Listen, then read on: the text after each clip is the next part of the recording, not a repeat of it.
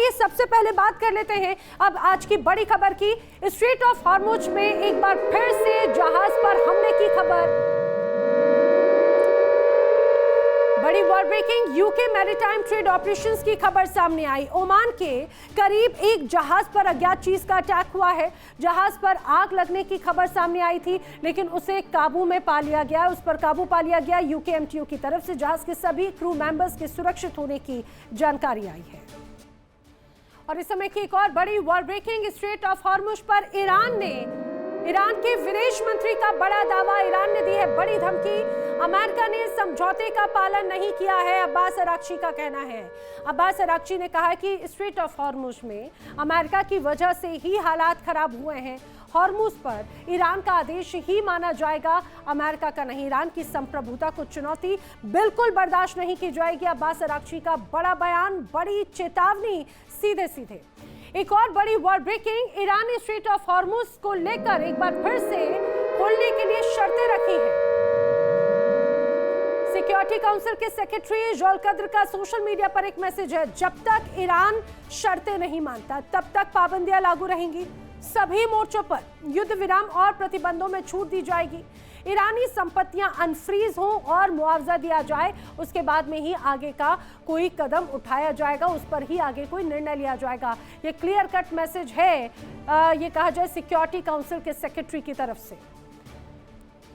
और बात कर लेते हैं इस समय की अगली बड़ी वॉर ब्रेकिंग की।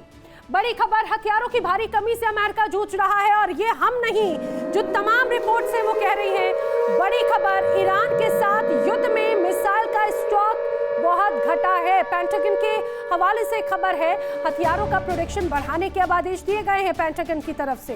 हथियारों की डिलीवरी के लिए बाकायदा 21 दिनों का वक्त दिया गया है। अमेरिकी डिफेंस कंपनियों पर अब जल्द और ज्यादा से ज्यादा हथियार बनाने का दबाव है। ये दर्शाता है कि किस तरह से अमेरिका कहीं ना कहीं बहुत शॉर्ट स्टोरेज के तौर पर देख रहा है। जिस तरह से उसकी खपत बढ़ी और अब उसका जो भंडारण है हथियारों का वो खत्म हो गया।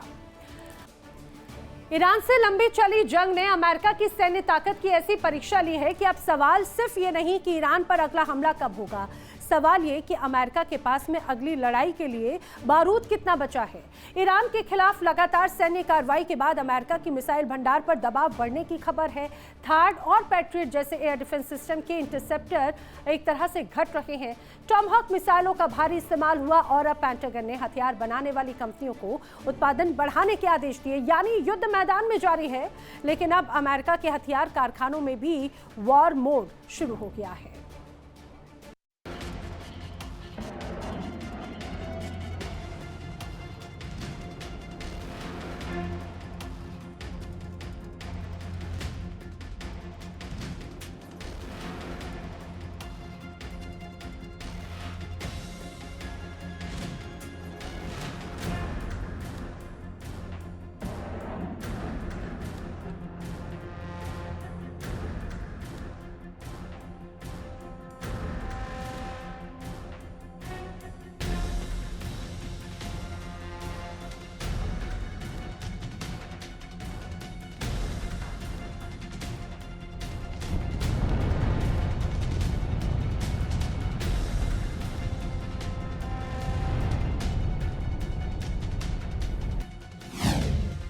ईरान से जंग, अमेरिका पर दबाव का रंग।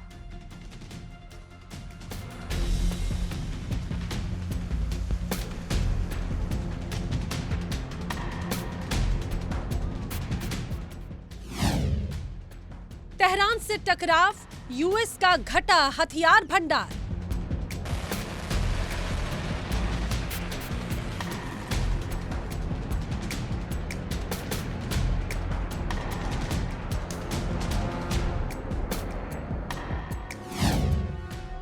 जंग का जुनून, अमेरिका का घटा गोला बारूद।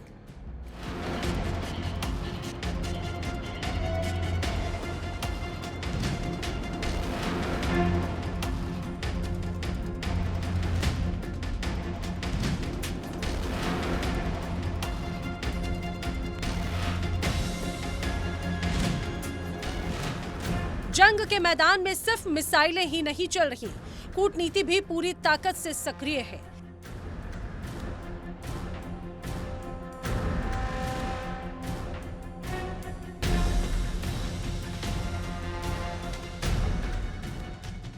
अमेरिकी राष्ट्रपति डोनाल्ड ट्रंप का कहना है कि अमेरिका और ईरान के बीच बातचीत की कोशिश जारी है और ये ईरान के लिए आखिरी मौका हो सकता है। लेकिन बात सिर्फ बातचीत पर नहीं टिकी, बल्कि हथियारों के भंडार पर भी चर्चाएं तेज हो गई हैं।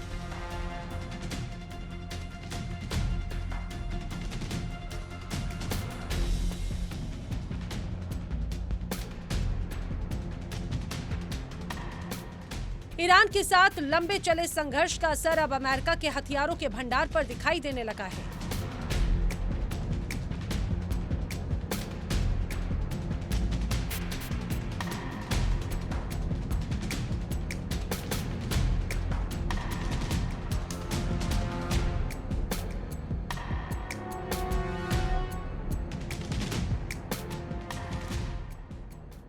पेंटागन ने रक्षा कंपनियों को हथियारों का उत्पादन और सप्लाई तेज करने के निर्देश दिए।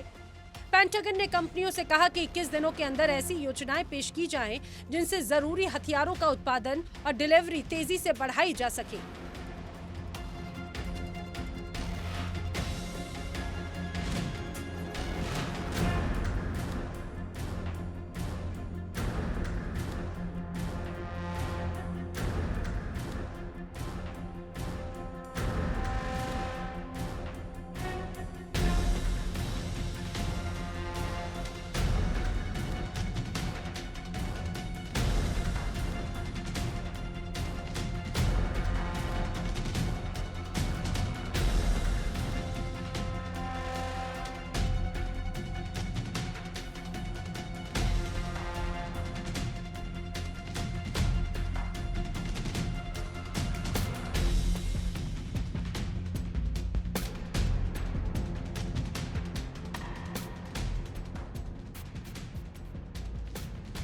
पेंटागन का कहना है कि मौजूदा सैन्य अभियानों के लिए अमेरिका के पास पर्याप्त हथियार हैं, लेकिन असली चिंता है जो हथियार युद्ध में खर्च हो चुके हैं उन्हें दोबारा भरा कैसे जाए।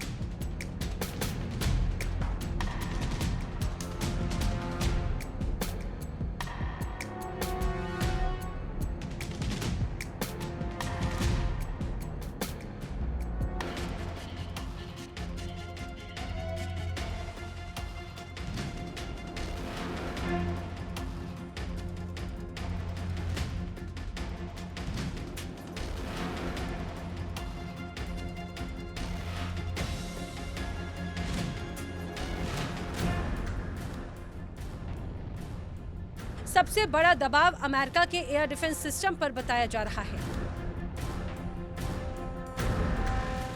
थार्ड और पैट्रियट जैसे सिस्टम ईरानी मिसाइलों और ड्रोन को रोकने में अहम भूमिका निभाते हैं।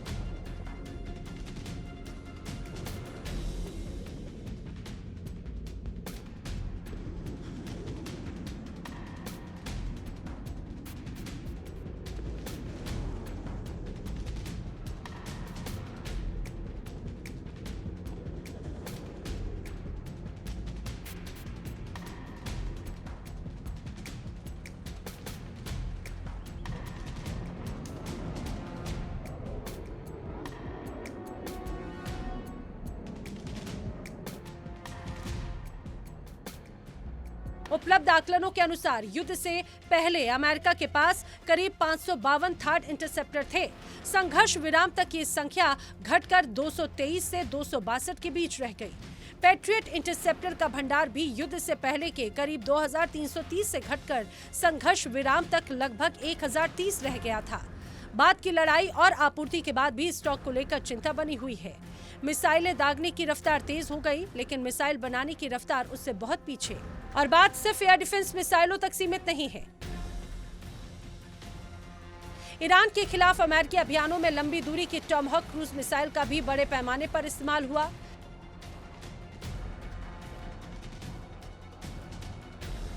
बताया जा रहा है कि अमेरिका ने युद्ध के दौरान 1000 से ज्यादा टॉमहॉक मिसाइलें दागी।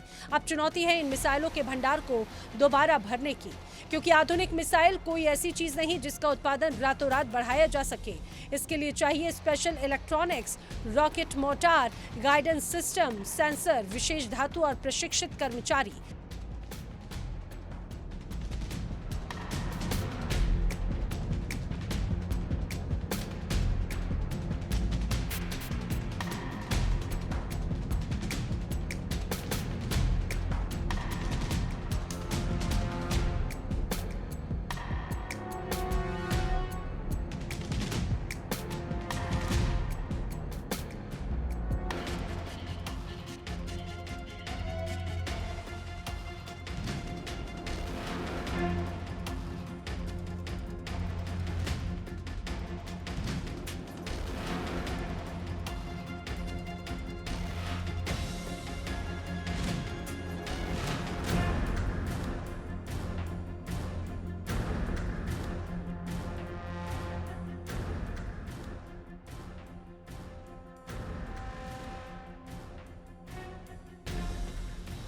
यानी अमेरिका के सामने चुनौती सिर्फ जंग लड़ने की नहीं, जंग के बाद अपने हथियारों का स्टॉक फिर खड़ा करने की भी है।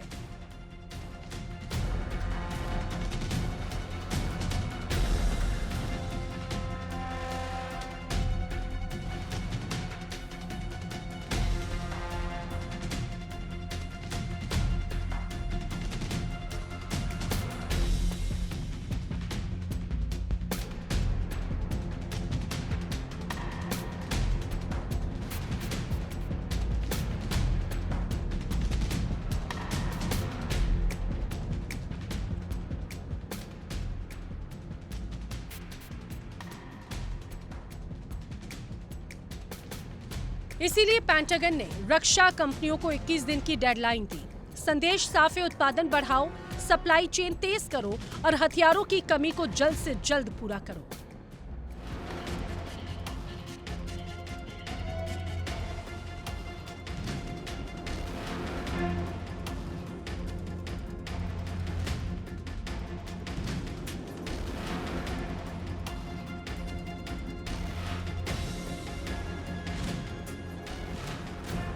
लेकिन विशेषज्ञों की चिंता यह है कि आज के युद्ध के लिए हथियार पर्याप्त होना और कल के युद्ध के लिए हथियार तैयार रखना दो अलग बातें हैं। अब सवाल उठता है, जब अमेरिका के हथियारों के भंडार पर दबाव की खबरें सामने आ रही हैं, तो फिर ईरान के साथ तनाव कम क्यों नहीं हो रहा?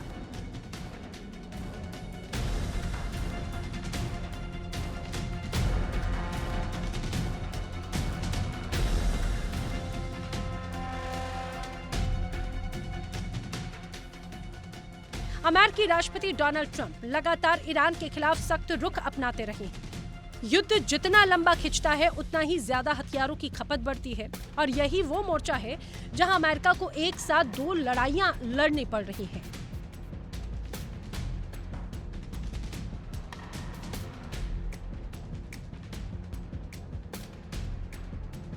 एक जंग ईरान के खिलाफ और दूसरी अपने घटते हथियार भंडार को दोबारा भरने की।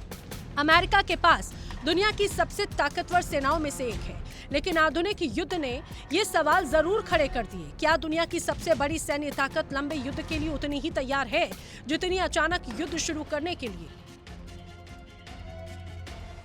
ईरान के खिलाफ जंग ने अमेरिका की सैनिक क्षमता को सिर्फ मैदान में ही नहीं परखा, बल्कि उसके हथियार उत्पादन तंत्र, सप्लाई चेन और रणनीतिक भंडार की भी परीक्षा ली।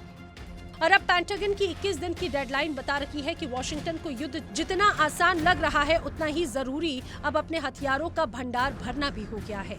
ईरान पर मिसाइलों की बारिश, अब अमेरिका के हथियार कारखानों में तेजी की पुकार।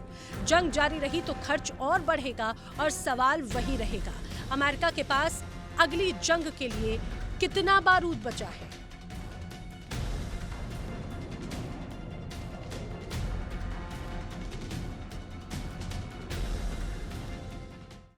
देखिए इंडिया डेली 24/7 अब आपके स्मार्ट टीवी पर। इंडिया डेली मौजूद है सभी डिजिटल प्लेटफॉर्म पर लाइव और लगातार। इंडिया डेली 24/7 हर दिन राष्ट्र को समर्पित।